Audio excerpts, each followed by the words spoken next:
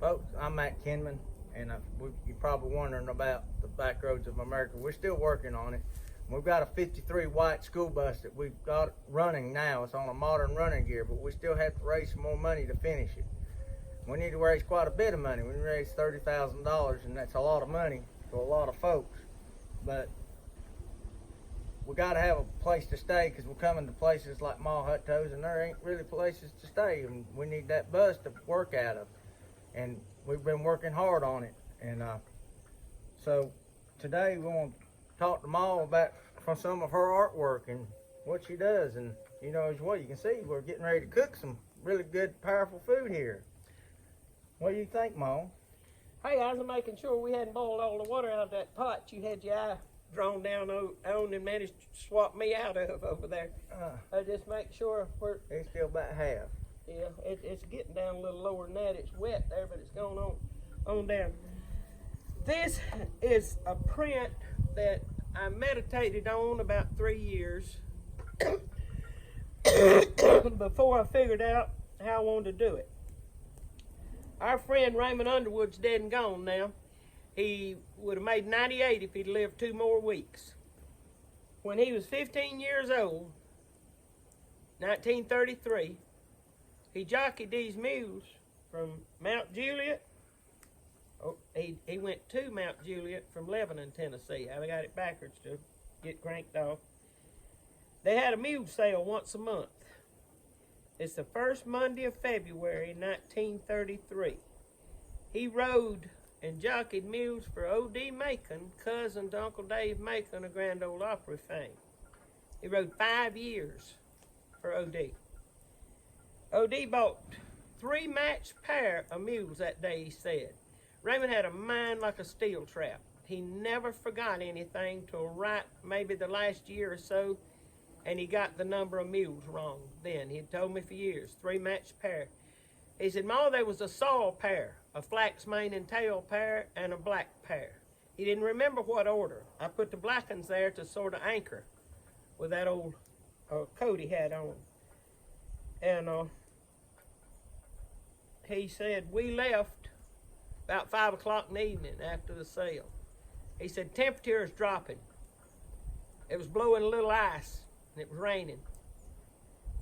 And he said, my daddy braided tail hair and head and tails those mules with that braided hair tied to slick bits on headstalls. Well, now normal people put a halter on there and a lead rope, loop it up through the tail.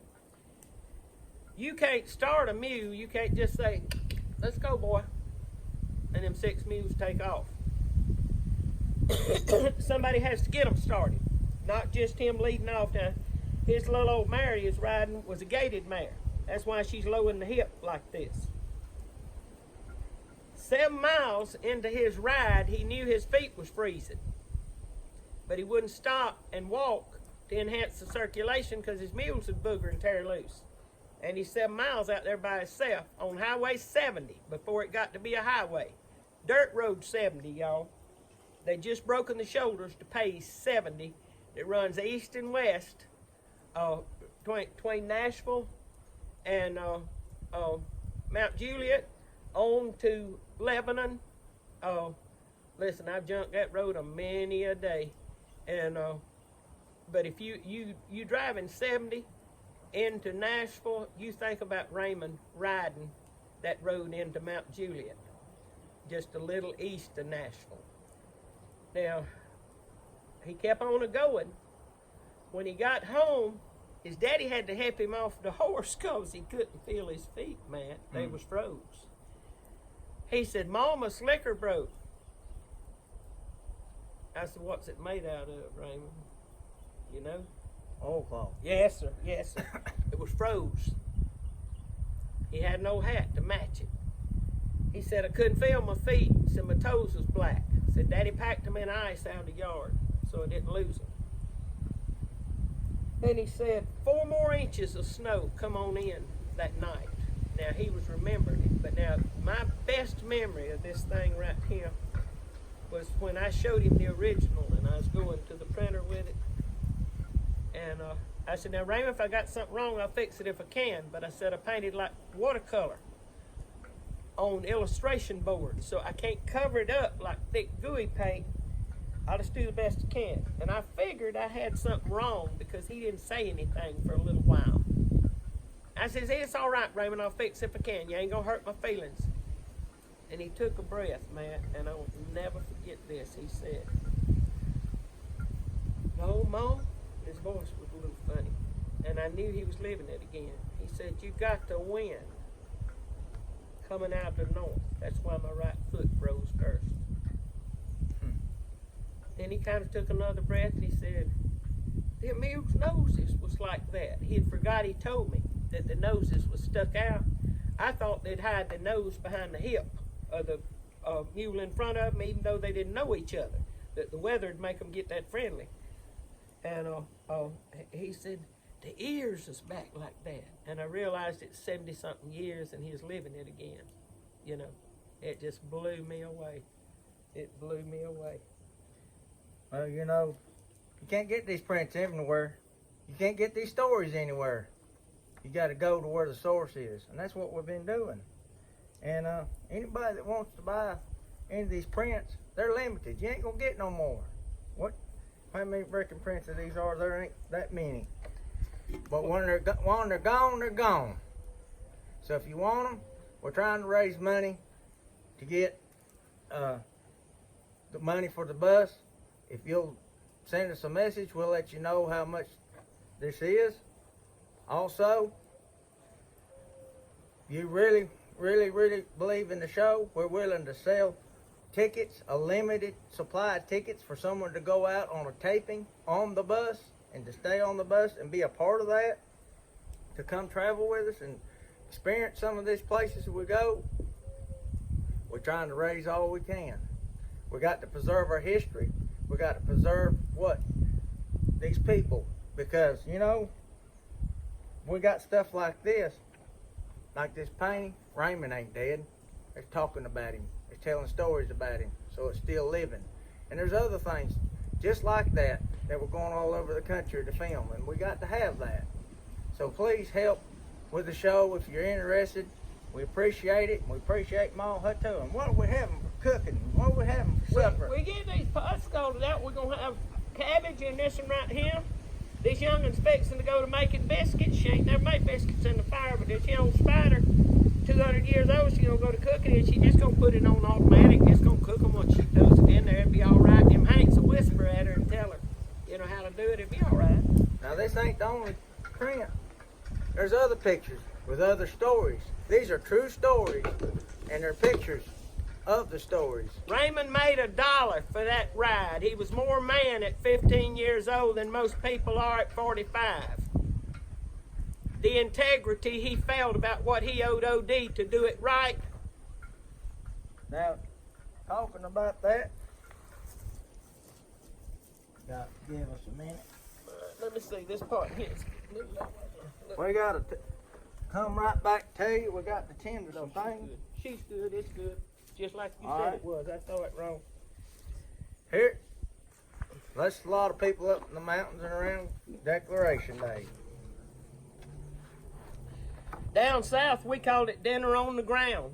But now, in some places down south, they called it the same thing. Like Matt just said. Now, I thought I didn't have none of these things left, but I found some tucked away, and I'm giving them to Matt for the bus because I believe in it. And I'm gonna tell you some about some of these places, some of the people, and how we felt about going to this thing. This was on Yellow River, and out where my grandma lived, and I stayed out there all I could because she was an old woods rat. Now, I used a different church because our old church, the Masons met in it, and it didn't look like a church house. But I used one of the same era. Now, that buggy down there's got Fair Sanders in it. He owned a stable that his old sorry stepson burnt down, stealing gas out of the 1-ton truck he delivered mules in. Old Eddie's dead and gone now, and his wife didn't shoot him but 4 times, and she had 6 bullets in the gun. I don't know why she didn't shoot him 2 more times anyhow. But anyhow, he's dead, so we can talk about him, and that's one of the nicest things anybody ever said about Eddie, probably. But that quartet, my grandpa sang in quartets, and Grandma would say, "Yonder comes old man Bud Steele to get you, Papa. You better get your stuff together." Papa didn't wear no socks to church even, and he didn't tie his shoes.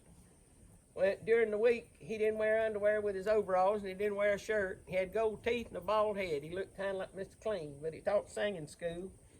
And this was an exciting thing for me. There was a little old creek down there we played in. And across the road over here was a log cabin. Beyond there was another creek we swam in. Now, them old women would save up sugar, butter, honey, stuff to make desserts and special things. They'd go hungry at home, but they'd take the good stuff to church. And Grandma would tell us, "Don't you eat after Ely Hicks, she's nasty." And we'd hunt Grandma's bowls because we knew we was going to die if we eat out of Ely, and we didn't know what her bowls looked like. But they had, they'd go back in and have singing after you'd eaten a while. And I run into people that tell me their decoration day, dinner on the ground stories, and one old boy said, "You see that old yellow car?" I said, "My papa, he had one kind of like that." I said, "I'd get me a plate slam full of nanner pudding, and I'd sit down in that back seat, and they'd go in. I'd go to eat my nanner pudding when I was out there by myself. I'd eat the whole plate full." And you would, oh, just some memories. I mean, fried chicken, and she'd tell us don't eat after George Watson's wife, cause said your papa broke a tooth on a chicken gizzard. I know some boys that sure do like some chicken gizzards. And I do know some folks that don't know what part of the anatomy a gizzard's located near either. But we ain't gonna name no names. But this was the first Southern buffet. This was before Golden Corral and Western Sizzling and all them good eating joints. But this was why it was so exciting. Poor folks didn't have that many dishes on the table at one time. My grandpa ate cornbread and clabber for supper and loved it. And some of y'all don't know what clabber is, but that's milk that's done turned and it got kind of cheesy, thick like, and got a yellow clear stuff coming off. He crumbled that cornbread up in there and stomp it up and eat it and just think he died and gone to heaven. But they were serious about the singing. The young'uns was serious about the playing and the eating. And they'd come in mules and wagons, and they'd come in buggies, and they'd come in old cars. And you see this gal is sitting down on the running board over there. They had a baby. They'd turn that baby upside down and put it on this leg right here and eat with the left hand. You know, it was they was ways to get the job done, but it was part of our Southern culture. The first Southern buffet, y'all, and it didn't get no better than what they cooked. That's proud of it. Well, you see, folks, what we're talking about. If you're really interested, message us on the back roads of America, and we'll get with you on prices, you know, because we need to raise this money. And we're open for donations too, anything that we can get. And we'll share it with all your friends, share it with your neighbors, because we're going all over the United States. We're going all over the United States to get this done. And it's going to take people like you that's going to help us. And they're letting us know about folks that you want us to film. You know, people that need to be filmed that you'd hate to see disappear in their craft and their art disappear.